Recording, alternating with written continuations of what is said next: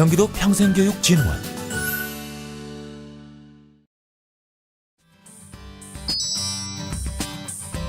안녕하세요. 이번에는 3장 평생학습 도시 함께하기입니다. 평생학습 도시 사업은 지난번 시간에 2001년에 시작했다고 말씀을 드렸는데요. 평생학습 도시 사업을 이야기할 때 평생학습 도시, 학습도시의 기원은 아테네를 이야기합니다. 아테네에 있는 아고라 광장, 우리 아고라라는 말씀 많이 들어보셨죠? 폴리스마다 시민들이 모이는 아고라가 있었는데 그 아고라에서는 시민들의 총회가 개최되고 또 공개 의견들을 발표하고 토론이 이루어지는, 그래서 그 안에서 시민들의 의견이 수렴되는 활동들을 수행하면서 지적 유의를 공유하는 공간이다 라고 이야기가 되었습니다. 이 아테네 아고라에서는 삶 자체가 교육이고 교육이 즉 삶이라는 그런 이상을 가지고 평생교육과 평생학습도시의 원형이라는 그 평을 받으면서 아고라 광장이 평생학습 도시의 기원이다 이렇게 많이들 이야기하고 있습니다. 이 용어가 쓰여진 것은 1979년에 일본 각계가와시에서 먼저 시작이 됐는데요. 현재 학습도시의 발전을 OECD에서 봤던 부분들은 제1기를 1970년 태동기로 보고 이때 일본, 캐나다 등에서 교육도시 프로젝트 지원 사업이 시작이 되게 됩니다. 제2기는 1990년대 초반을 도학이라고 보고 있는데 1992년에 스웨덴 고덴버그라는 OECD 회의에서 이런 평생학습, 국제학습 도시에 관련된 연합회가 결성됐고 또 영국이나 호주 등을 통해서 전 세계로 급속 확산되는 계기가 되게 됩니다. 제3기는 1990년대 후반인데요. 도약기라고 볼 수 있겠습니다. 1999년에서 2000년 때 국제회의가 개최되게 되는데 이때 이제 평생학습 도시라는 부분들을 통해서 지역학습, 혁신, 또 경제 증진 이런 것에 긍정적으로 작용한다라는 그 보고서가 OECD에서 나오면서 평생학습의 또 도약기를 마련하게 됩니다. 제4기는 평생학습 도시의 확산기라고 할 수 있는데요. 이제 21세기 들어서 지속가능한 경제 성장, 또 사회적 포용, 또 사회적 자본 형성에 교육이라는 부분들이 줄 수 있는 역할, 이 부분들이 부각되면서 이제 국제회의에서 많은 이야기들이 학습도시에 관련된 이야기들이 거론되고 있습니다. 그래서 1기, 2기, 3기, 4기로 나누면서 평생학습 도시의 발전과 확산기를 가져오게 되었습니다. 이런 현대학습도시의 발전에 또 기여하게 된 국제교육도시 연맹들이 있는데요. 1994년에 교육환경을 개선하고 또 평생학습을 통한 삶의 질 향상을 목적으로 국제교육도시 연맹 IAEC라는 국제기구가 창설되게 됩니다. 현재 34개국에 485개 도시가 가입되어 있고요. 한국은 24개 도시가 가입되어 있습니다. 유네스코에서 2015년에 이제 GNLC라고 해서 글로벌 평생학습도시 네트워크가 공식적으로 출범을 하게 되는데요. 이때는 지속가능 발전을 목표로 하는, 그것을 이행 촉진하기 위한 부분들의 목적을 가지고 정책적인 소통, 또 파트너십, 또 상호학습 촉진을 지향하는 그런 목적을 가지고 GNLC 사업이 유네스코를 통해서 이루어지고 있는데 한국에서도 많은 부분들의 관심을 가지고 52개국에 224개 도시가 가입되어 있는데 한국은 현재 2019년 6월 기준으로 47개 도시가 가입되어 있습니다.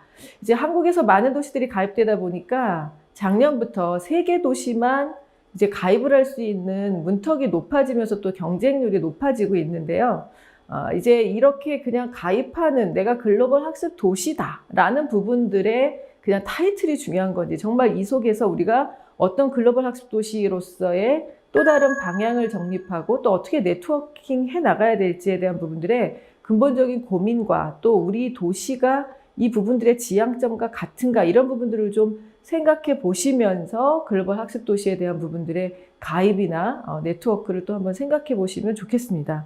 이야기인즉슨 그냥 학습 도시에 뭔가 선정을 한다는 부분들에서 그냥 가기에는 여러 가지 지표나 달성해야 되는 부분이나 이런 부분들이 상당히 복잡한 부분들도 많거든요. 근데 이제 우리나라도 이런 글로벌 학습도시 GNLC가 이제 많이 가입이 증진되면서 기존에 지금 우리가 운영하고 있는 한국의 평생학습 도시 이 부분들이 지금 제대로 가고 있는가에 관련된 물음표를 가지고 재지정평가 사업이 지금 진행되고 있잖아요. 그것이 가장 지금 현장에서는 뜨거운 감자인데 과연 평생학습 도시가 재지정평가가 필요한 것인가?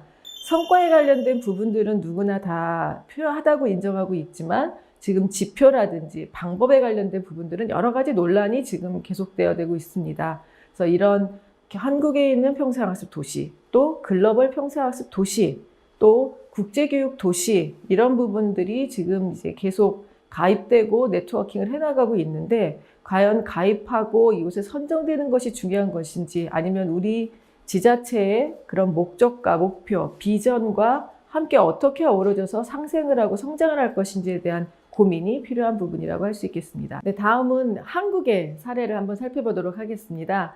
한국에서의 평생학습 도시의 출현은 1995년에 경남 창원시라고 이야기할 수 있습니다. 평생학습 도시라는 용어는 쓰지 않았는데요.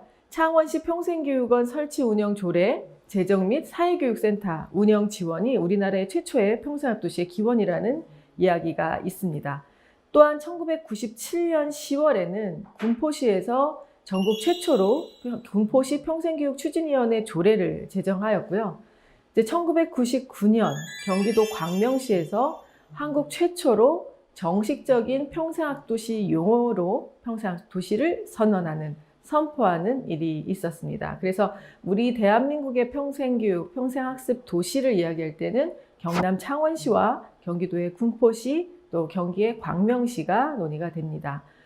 국가평생학도시 조성 사업은 지난 시간에 말씀드렸듯이 1999년에 광명시가 평생학도시를 선포한 이래 2001년에 교육부에서 평생학도시 조성 사업을 시작해서 광명시, 대전 유성구, 전라도 진안군이 3개가 선정이 되면서 사업을 착수하게 됩니다. 근데 2001년부터 2006년까지는 행정적으로 법적 근거 등의 추진 체제의 한계를 가지고 있었고 이런 것들이 표면적으로 나타나면서 이제 2007년에 평생교육법 전부 개정을 가져오는 계기가 마련되게 됩니다. 또한 이 안에서 문제가 됐던 부분들은 이제 평생학습 도시를 지정해서 운영을 하게 되는데 이제 전문성을 필요한 평생교육사가 필요로 하게 되죠. 근데 공무원 조직 안에는 평생교육사가 없고 그래서 여러 가지 고민을 하던 끝에 전문계약직 제도를 통해서 평생교육사들이 공무원으로 일을 하게 됩니다. 그런데 이것이 어떤 한시적인 업무에 필요한 공무원 계약직 업무에 관련된 그런 직렬이었기 때문에 평생학습 도시는 1년, 2년 안에 끝나는 것이 아니라 지속적으로 해야 되는 업무임에도 불구하고 이 평생교육사가 채용됐던 그 전문계약직이라는 제도는 5년이 지나고 나면 다시 재채용을 해야 되는 부분들의 불합리성이 있었습니다. 예를 들어 제가 5년 동안 같은 곳에 근무를 하면서 계속 1년마다 연봉이 올랐다면 5년이 지난 다음에는 다시 내가 공개 채용을 해서 가장 하한액을 받고 다시 시작해야 되는 그러면 어떤 사람 같은 경우에는 연봉이 5년 뒤에 더 증가하는 것이 아니라 5년 뒤에 연봉이 1,000만 원, 2,000만 원이 깎여서 다시 그 도시에서 일을 해야 되는 이런 불합리성이 지속적으로 나오기 시작하면서 평생교육사들의 신분상의 문제가 계속 속출되게 됩니다. 뭐 승급을 하는 부분이거나 직급을 상향시켜서 TO를 만드는 부분들도 있었지만 대부분의 도시들은 시간계약직으로 운영하는 부분들이 많았죠. 근데 이제 평생학습이 계속 강조가 되면서 이제 시간제로 일하던 평생교육사들이 전임 공무원으로 일하는 케이스도 많이 늘었지만 지금까지도 모든 신분들이 계약직으로 일을 하기 때문에 지금 평생교육사들의 직렬화 운동이 계속 이어지고 있고 이 직렬의 문제는 계속 그 행정직 공무원 안에서도 필요성을 계속 대두되고 있는 부분입니다. 대한민국의 평생학습 도시 현황은 총 226개의 기초자치단체 중에서 167개 도시가 선정이 되었습니다. 지금 전국 대비 74%를 보이고 있는데요. 그 목포 같은 경우에는 신안, 무안이 같이 3개의 도시가 한꺼번에 컨소시엄으로 제출을 했었기 때문에 목포, 신안, 무안을 한데 묶어서 한 개 도시로 봐서 지금 167개라는 부분들을 말씀을 드립니다. 이 평생학습 도시라는 것이 조성되고 나서 특히 주목받는 것은 시군구에 있는 시군구 평생학습관입니다. 평생학습센터라고도 하기도 하고 시군구 평생학습원이라고 하기도 하죠. 그런데 이 기관들은 기존에 있던 여성회관, 주민자치센터, 대학부설 평생교육원, 문화센터 등의 기능을 하는 것이 아니라 어떤 차이가 있는 기능과 역할의 차이가 있을까요? 지금 많은 공무원분들이 이제 인사발령이 나서 오게 되면 과연 이 부서는 뭐 하는 부서야? 평생학습 도시 무슨 업무를 하는 일이야? 라는 부분들의 어떤 그 바운더리가 정해져 있지 않은 역할과 기능에 많은 혼란과 많은 고충을 토로하기도 합니다. 이렇게 제가 온라인 강의를 하게 된 가장 큰 이유도 공무원들이 인사발령 나서 왔는데 과연 주민자치센터 가서 뭐 하는지 알겠어. 여성회관 무슨 업무 하는지 알겠어. 근데 도대체 시군구 평생학습관, 평생학습과, 평생학습팀, 도대체 평생학습 도시 뭐 하라는 거야? 라는 부분들의 가장 고충이 크기 때문에 이 구심체 기능을 강화한다는, 구심체 기능을 해야 되고 네트워킹을 해야 된다는 이 시군구 평생학습관의 과연 역할과 기능, 우리가 꼭 신경 써야 되는 공공재원으로서의 시군구 평생학습관의 역할은 무엇일까요? 그림을 나중에 보게 될 텐데요. 그림 안에 보게 되면 옛날 같은 경우에는 국가로부터 시도, 시군구, 읍면동으로 내놓은 조직은 거의 수직적으로 그렸던 그림들을 볼 수 있을 겁니다. 그 다음에는 수평적 그림들을 보셨을 텐데요. 지금은 수직, 수평이 아니라 원, 그 안에 C줄과 날줄로 연결된 학습망, 그물망을 저희가 이야기하고 있습니다. 시군구 평생학습관을 중심에 놓고 봤을 때는 교육부와 국가평생교육진흥원, 또 광역에 있는 시도진흥원, 또 시도에 있는 교육청, 지역교육청, 또 시청 안에 있는 유관부서, 이 부서들과의 유기적인 협력관계가 매우 필요로 합니다. 또 그 지역적으로 돌아가서 지역 안을 들여다보게 되면 평생교육 법령에 있는 대학부설 평생교육원이나 백화점 문화센터, 원격 평생교육원 등을 포함한 사회복지관, 청소년 수련관, 도서관, 또 연구소, 기업, 또 경로당, 이런 여러 가지 지역 안에 있는 시설들이 다 평생교육 관련 기관이라는 부분들을 알게 됩니다. 왜냐하면 그 도시 안의 시민들이 평생학습을 제공받는 그 모든 것들은 평생교육 관련 기관이기 때문입니다. 그런데 이것이 법적으로 평생교육 법에 의한 시설이 아니기 때문에 다 전수조사하기도 사실 너무 힘들고 다 연계하기가 매우 어려운 부분들은 분명히 있습니다. 그런데 이 시군구 평생학습관에서의 구심체 역할의 첫 출발점은 지금 이렇게 다양한 법령에 의해서 설치된 이 기관들을 평생학습이라는 이름으로 공통분모로 우리 친구하자 해서 손잡고 연계하게 하는 업무가 가장 첫 번째 구심체로서의 기능 업무입니다. 그렇다면 그 안에 어떤 프로그램들이 운영되고 있는지, 그 기관의 특성은 무엇인지, 그 안에 가지고 있는 현황은 어떤 것인지, 이런 부분들을 조사하고 분석하면서 그 도시 안의 균형과 또 분산 중복되어 있는 투자되는 부분들을 조사하면서 균형을 도모하는 그런 부분들이 이제 시군구 평생학습관의 중요한 역할이라고 할 수 있을 것 같습니다. 경기도에는 31개 시군 중에 29개 시군이 평생학습 도시로 선정을 받았고 나머지 2개 도시 또한 거의 평생학습 도시보다 훨씬 더 평생학습 도시를 잘하는 도시들로 구성되어 있습니다. 이 31개 평생학습 도시에는 전담부서가 다 있는데 이분들에게 다 저희가 조사를 해서 하고 있는 사업들을 분석해 보니 다음과 같은 사업들을 공통적으로 하고 있는 부분들을 발견할 수 있었습니다. 먼저 평생학습 추진체제 전담부서를 구성하고 전문 인력인 평생교육사를 배치하고 있었고요.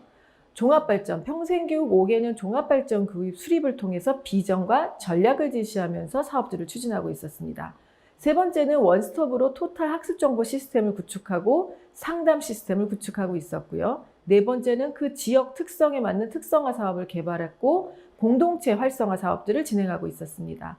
다섯 번째는 아까 말씀드렸던 그 도시 전체에 관련된 평생교육 현황을 파악하고 분석하기 위한 조사, 분석, 평가, 또 평생학습 데이터베이스를 구축하고 있었고 또 학습 연결망을 구축시키기 위한 학습 매핑을 하고 있었습니다. 6번째는 소외계층에 관련된 지원 사업, 그 다음에 활성화 기관 프로그램 공모 사업들을 진행하고 있었고요. 1차 교육을 마친 사람들에게 학습 동아리를 육성해서 결성하게끔 하고 학습 동아리를 지원하는 일, 또 이들을 통해서 학습 네트워킹을 하는 일, 기관 관계자들과 다 간담회 하는 일들을 또 하고 있었고, 지역에 잠재된 인재 발굴을 하는 일, 또 이들을 통해서 학습형 일자리를 발굴하고 연계하는 일들을 하고 있었습니다. 9번째는 평생교육 관계자들의 역량 강화, 교실에서 교사의 질을 넘어선 학생은 나올 수 없다는 이야기처럼 결국은 평생학습의 질을 좌우하는 것은 평생교육사, 평생교육 강사들일 수 있기 때문에 이 평생교육 관계자들의 전문성을 함양하기 위한 전문 연수, 세미나들을 개최하고 있었습니다. 그리고 마지막으로는 모든 사람들이 함께 어울려 화합하고 소통할 수 있는 평생학습 축제, 성과 공유회 등의 학습 문화 조성에 힘쓰고 있었습니다. 이상 10가지에 대한 부분들을 평생학습 도시조성사업이라는 이름으로 평생학습관에서는 구심체 기능을 강화하는 부분들을 하고 있었습니다. 여러분들 보다시피 여성애관 주민자치센터에서는 어떠한 프로그램들이 몇 개 강제에 몇 명이 학습 수혜를 받았다. 이렇게 여러분들이 결과를 보거나 분석 자료를 볼 수 있을 텐데, 평생학습관은 몇 명에게 수혜를 줬다, 몇 개의 과정을 운영했다가 아니라 얼마만큼의 공동체를 형성하고 활성화시켰는지, 학습을 통한 어떻게 지역사회에 참여를 했는지, 또 이 학습을 통해서 얼마만큼 다양한 자기개발과 그 자기개발을 통해서 또 어떻게 지역 사람들과 함께 어우러졌는지, 이런 여러 가지 부분들의 목표와 지향점이 조금은 상이한 부분들을 발견할 수 있을 것입니다. 꼭 평생학습관이 아니어도 일반적인 복지관, 도서관, 센터, 여성회관에서 충분히 평생학습 프로그램에 대한 기회 제공은 얼마든지 받을 수 있지만, 그 정보를 적응받는 구심체 역할을 하는 거, 연계하는 거, 또 뭔가 분석해서 어떤 지향점, 비전을 제시하는 거, 이런 부분들은 해주는 데가 아무것도 없거든요. 그래서 평생학습 전담부서에서 평생학습관에서 해야 되는 역할이라는 부분들을 꼭 기억하셨으면 좋겠습니다. 이러한 공통과제를 통해서 주요 사업을 몇 개 말씀드릴게요. 평생학습 도시 내에서 중요한 사업 중에 하나는 평생학습 마을 만들기입니다. 마을 만들기 사업은 많은 거 아시죠? 정부화 마을도 있었고, 살기 좋은 마을, 또 으뜸 마을, 여러 가지 마을 만들기 사업이 있었는데요. 평생학습 마을은 학습이라는 매개체를 통해서 지역의 공동체를 이루는 부분들을 지향하고 있습니다. 예전에는 평생학습이라는 부분들이 매개체다, 도구다, 이런 부분들이 사실 기분이 그렇게 좋지 않았지만, 지금은 매개체여도 도구여도 드러나지 않아도 우리 지역사회에 기여할 수 있는 하나의 기반이 된다면 기꺼이 평생학습의 그 역할과 가치가 있다고 생각이 듭니다. 평생학습 마을 조성은 각자 다 여러 가지 비전이 있겠지만, 저희 경기도에서 평생학습 마을을 운영하면서의 비전에 관련된 부분들은 주민이 평생학습 참여장을 통해서 주민 강사가 되고, 또 그 안에서 주민이 학습 코디네이터로 양성돼서 그들에게 학습형 일자리를 제공하고, 주민들에게는 다양한 학습을, 마을에는 성장과 소통의 장을 제공하는 부분들을 지향하고 있습니다. 그래서 우리가 살고 있는 삶터에 배움터를 조성하고 그 안에서 소소한 일자리를 만드는 부분들이 선순환되는, 그래서 지속가능한 건강한 학습 생태계를 조성하는 마을 사업이 평생학습 마을 사업입니다. 이 안에서 가장 중요한 부분들은 사실은 외부의 전문가가 들어가는 것이 아니라 내부에 있는 주민들 중에서 잠재된 인적 자원을 발굴해서 그들이 가지고 있는 달란트를, 그들이 가지고 있는 재능을 발굴해서 활용해서 그것들이 지역사회에 환원되는 부분들을 활용한다는 큰 지향점을 가지고 있습니다. 또 두 번째는 이렇게 지금 배움터에 관련된 부분들, 일터에 관련된 부분들, 삶터에 관련된 부분들의 변화를 지향하고 있는데, 배움터 같은 경우에는 우리가 지금 버려진 공간, 유휴 공간들을 활용하는 부분들을 방점을 찍고 있고요. 일터 같은 경우에는 외부의 강사들이 와서 마을에서 강의를 했다면, 이제는 마을 안에서 주민들의 잠재된 인적 자원들, 주민들이 가지고 있는 재능을 찾아서 주민들이 강의를 하는 그 주민 강사를 양성하는 부분들에 포커싱을 했고요. 또 마을에 소통이 없던 마을에 주민들이 소통하는 맞춤형 프로그램들을 제공하는 건데, 특히 하나의 사례 중에 하나는 우리 안양의 정다운 마을에서 했던 지훈할매의 고추장 학교가 아직도 기억에 남는 것 같습니다. 70이 넘으신 선생님께서 정말 고추장을 너무 맛있게 담그시거든요. 그것을 30대 주부들이 전수받는 그런 프로그램들을 마을 안에서 진행이 됐는데, 아까 말씀드렸던 부분도 있지만 지식을 얻고자 하는 부분들은 책을 통해서도 얻을 수 있습니다. 그런데 우리가 삶을 통해서 얻은 지혜는 이 어르신들의 말씀을 통해서 또 여러 그들의 삶의 경륜을 통해서 얻을 수 있겠는데요. 이런 삶의 지혜를 배우는 부분들이 평생학습 마을에서 이루어지고 있습니다. 평생학습 마을을 만들 때 꼭 공무원분들이, 관계자분들이 신경 써주시면 좋을 부분들은 마을의 협의체를 구성하게끔 해주셔야 됩니다. 한두 사람에 의해서 마을이 운영되는 것이 아니라 마을에 관심 가지고 있는 위원회를 구성해야 된다는 것, 유휴 공간을 찾아서 마을 배움터를 조성해야 된다는 것, 마을 주민들의 열정 있는 분들을 발굴해서 코디네이터를 양성하고 배치해야 되는 문제, 지역에 있는 잠재된 재능들을 발굴을 해서 지역 주민들을 강사로 쓰는 주민 강사 배치, 이런 부분들을 통해서 주민의 맞춤형 프로그램을 제공하고 공동체 활동과 동아리 운영, 또 마을의 의제를 발굴하는 일들이 이루어졌으면 좋겠습니다. 이것이 평생학습 마을을 만드는 가장 중요한 목적이고 또 프로세스라 할 수 있을 것 같습니다. 두 번째로 중요한 것이 학습 동아리입니다. 학습 동아리를 보시게 되면 1차 자기교육 개발을 다 해서 교육을 마치죠. 그러고 나면 사실은 그냥 수료해서 집으로 가게 되면 언젠가 도움이 될 수는 있겠지만 그냥 내가 아는 것으로 끝나는 건데, 이 학습 동아리 활동까지 이어지게 되면 내가 배운 것을, 안 것을 지역사회와 나누는 활동을 하게 되거든요.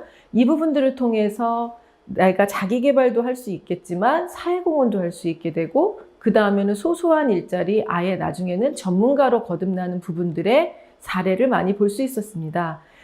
제가 2018년에 국가평생교육진흥원을 통해서 이제 자료 개발을 하면서 봤더니, 학습 동아리 활동이 맨 처음에는 자기 개인적 성취를 위한 자발적 학습으로 시작을 했는데, 그것이 학습 동아리라는 이름으로 지역사회의 공동체 일원들과 함께 공부하고 함께 활동하면서 이 안에서의 포용적 가치, 경제적 가치, 문화적 가치, 혁신적 가치, 공유적 가치, 공간적 가치들이 발현되면서 결국은 학습이 학습으로 끝나는 것이 아니라 지역사회와 만나서 그 안에서 사회공헌 활동을, 자원봉사를 하면서 사회적 가치를 창출하더라 하는 부분들이 연구 결과에 나왔습니다.